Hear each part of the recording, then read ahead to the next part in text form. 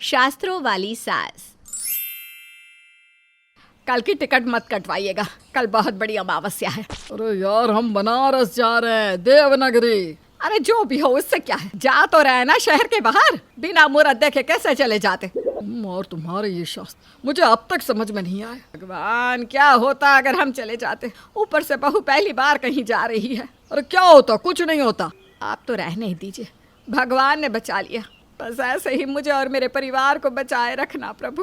कुछ नहीं हो सकता इसका, अपने साथ साथ हम सबको भी पागल कर देगी। अरुणा अपना पंचांग खोलकर बैठ जाती है और विनोद से कहती है, अरे विनोद, अगले महीने की 2 तारीख को बहुत शुभ दिन पड़ रहा है, सावन शुरू हो रहा है, तो इसी दिन की टिकट कटवा लेना।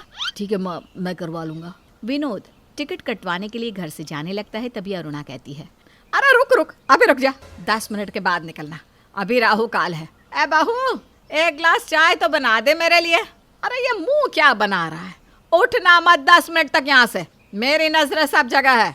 यार माँ, ये सब कौन ही मानता है, राहु काल और ये सब, तुम ही ये सब मानती हो। अपने बाप की तरह मत बोल, ये सभी ने तुझे और हम सबको मुसीबतों से बचाए रखा है। भूल गया क्या पिछली बार क्या हुआ था? बस बस बस, समझ गया माँ, फिर से वो सब मुझे नहीं सुनना। मैं 10 मिनट तक यहीं चेयर से चिपक कर बैठा रहूंगा बस। 10 मिनट बाद विनोद चला जाता है और अरुणा टीवी देखने लगती है। मोहल्ले में किसी को कोई भी तिथि या नियम कुछ पता करना रहता है तो वो अरुणा के पास ही आते। अरुणा बिना मुहूर्त देखे कोई भी काम नहीं करती है। शाम को अरुणा की पड़ोसन कुसुम उनके घर आती है। अरे कुसुम बेटा, कैसे आना हुआ? तो आंटी जी, मुझे अपने मायके जाना है, कोरोना के बाद अब जाऊंगी मैं, तो आप मुझे बता देती कि किस दिन जाऊं। हाँ हाँ, जाओ जाओ भाई, मायके तो जाना ही चाहिए। अरुणा अपनी पोथी पत्रा खोलकर बैठ जाती है। रविवार, बृहस्पतिवार, अब बुधवार को तो बहू नहीं जाती है, लेकिन इस सोमवार को तुम्हारे ट्रेन के समय ना राहु काल रहेगा, तो उस दिन भी तुम नहीं जा सकती। एक काम करो, तुम अगले हफ्ते के शुक्रवार की टिकट ले लो। ठीक है आंटी जी। अच्छे से जाना है बेटा। अरुणा की बातें सुमन रसोई में सुनती रहती है। ये मम्मी जी दिन भर जब देखो ये सब करती रहती है। आज नहीं जाना, कल नहीं जाना, फलाना ढिकना। मेरी शादी हुए महीने भर भी नहीं हुआ, जिसमें भी 25 दिन तो मैं अपने मायके में ही रही हूँ। कान दुख गए मेरे ये सब सुन सुनकर। अगले दिन सुमन सोकर उठती है तो उसके सिर में दर्द होता रहता है। आज माथा भारी भारी लग रहा है, सिर धो लेती हूँ, नहीं तो मुझसे रहा नहीं जाएगा। सुमन शैम्पू और कंडीशनर लेकर बाथरूम में जाने लगती है। सुमन के हाथों में शैम्पू और कंडीशनर देखकर अरुणा कहती है, अरे बहू, कहाँ चल दी शैम्पू लेकर? आज रविवार है, आज एक भाई की बहन सिर नहीं धोती। लेकिन मम्मी जी, मेरे सिर में बहुत दर्द हो रहा है। अरे तो तेल लगा ले, ठीक हो जाएगा। हाँ।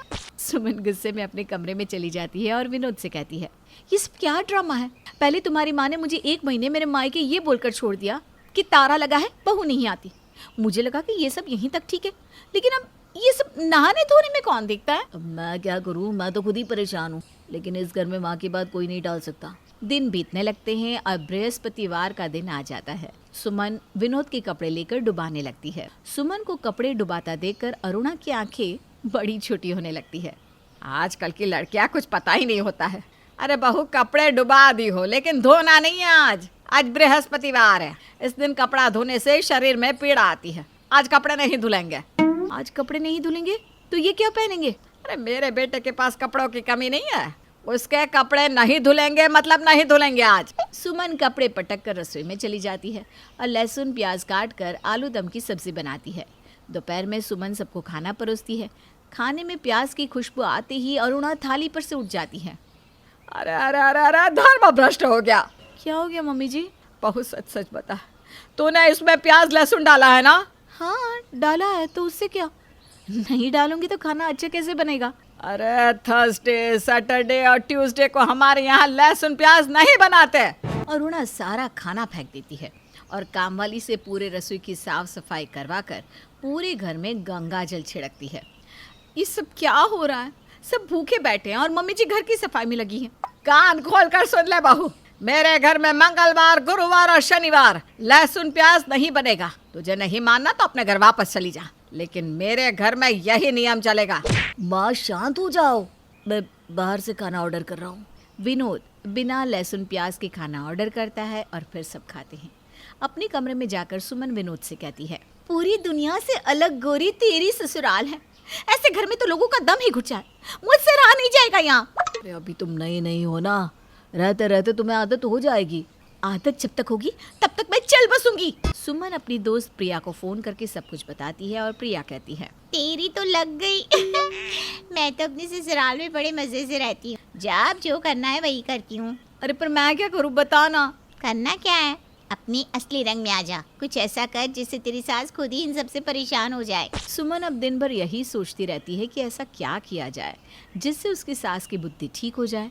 एक शनिवार विनोद दुकान से सुमन को फोन करके कहता है, आज बाहर चलते ना खाना खाने, तुम तैयार हो जाओ, मैं आ रहा हूँ, लेकिन माँ से मत कहना। ठीक है। सुमन फटाफट तैयार हो जाती है और विनोद के आते ही उसके साथ चली जाती है और दोनों बाहर ही खाना खाते हैं। बहुत दिनों के बाद आज बाहर का खाना नसीब हुआ है, बहुत अच्छा लग रहा है। ऐसा लग रहा है जैसे मानो जंगल से छूट कर आई हूँ। पागल।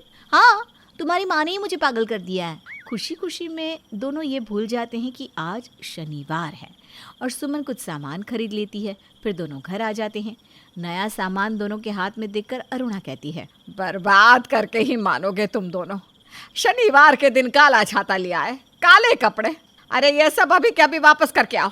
कितनी बार समझाया है लेकिन तुम लोगों को समझ में ही नहीं आता कि इससे पीड़ा आती है। अरुणा सारा सामान घर के बाहर रख देती है और विनोद दुकान जाकर वापस करके आता है। अब सुमन के बर्दाश्त की क्षमता खत्म हो जाती है और वो अपने मन में कहती है, अब मैंने इनकी अकल ठिकाने नहीं लगाई तो मेरा नाम सुमन नहीं।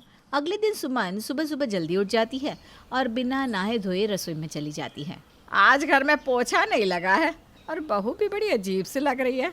ए बहू, ये सब क्या है? वो मम्मी जी, आपने कहा था ना कि गुरुवार को पोछा नहीं लगाना चाहिए, तो मैंने सोचा पूरे हफ्ते पोछा नहीं लगा के देख लेती हूँ, क्या पता हमारे घर में ही नोटों की फैक्ट्री लग जाए। और नहा के मैं क्या करूँगी, आज कुछ है तो कल कुछ है, इसलिए मैंने सोचा कि आज से मैं नहाना ही छोड़ देती हूँ और आज से ना घर में कभी भी लहसुन प्याज भी नहीं बनेंगे। बहू, दिमाग ठिकाने तो है ना तेरा? हाँ मम्मी जी, अब बिल्कुल ठीक हो गया है मेरा दिमाग। सुमन खाना बनाकर अपने कमरे में चली जाती है और इसी तरह 10 दिन निकल जाते हैं। वो अपने बाल भी नहीं धोती, जिस वजह से वो अजीब सी दिखने लगती है। तभी पड़ोस की कुछ औरतें उनके घर आती हैं। सुमन उनके सामने इसी तरह आकर खड़ी हो जाती है। सुमन, बहू कैसी दिख रही हो? बेटा, शादीशुदा औरत को सच संवर के अच्छे से रहना चाहिए। आंटी जी, मेरे बाल धोते ही ना सारे पैसे चले जाएंगी, नाखून काटते ही पीड़ा आ जाएगी, ऐसा मम्मी जी ने कहा है। मैं ऐसे ही ठीक हूँ। अरुणा तो पानी पानी हो जाती है और उठकर वहाँ से चली जाती है। टेंशन में वो बाथरूम में फिसल जाती है। अरे बहू, मुझे उठा, मेरी कमर गई। जी आई मम्मी जी। सुमन जाकर अरुणा को उठाती है और शंभू उसे डॉक्टर के पास ले जाने लगता है। नहीं पापा जी, आज नहीं, आज कहीं नहीं जाना, आज शनिवार है। एक बार दवाई शुरू हुई तो बंद नहीं होगी। हाँ बहू, तुम ठीक कह रही हो, हम कल चलेंगे अरुणा। अरे मैं दर्द से मर जाऊंगी, 1 मिनट भी और नहीं रह सकती। विनोद बेटा, अस्पताल ले जाओ मुझे। विनोद को पता लगते ही वो दुकान से घर आ जाता है और अरुणा को अस्पताल में भर्ती करवाता है। थोड़ी देर के बाद जब अरुणा को कुछ अच्छा महसूस होने लगता है तब शंभू उससे कहता है, पूरी जिंदगी तुम कोई भी काम मुहूर्त देखे बिना नहीं करती थी और आज बिना मुहूर्त देखे, और वो भी शनिवार को, तुम अस्पताल में भर्ती हो गई। अरे घोर अनर्थ हो गया, अब क्या होगा? रोते हुए अरुणा कहती है, मुझे माफ कर दो, मैंने तुम सबको बहुत परेशान किया है अपने इस भरम के कारण। बहू को तो मैंने बहुत दुख दिए। कर्म अच्छा करोगे तो सब अच्छा होगा, ये सब कुछ नहीं होता, बस मन का भ्रम है। बहुत जल्दी समझ गए तुम तो। चलो ये भी ठीक है, बची कुछ जिंदगी तो अब अच्छे से कटेगी। अरुणा ये शास्त्र और पोती पत्रा सब छोड़ देती है और पूरे दिन भगवान का नाम लेती रहती है।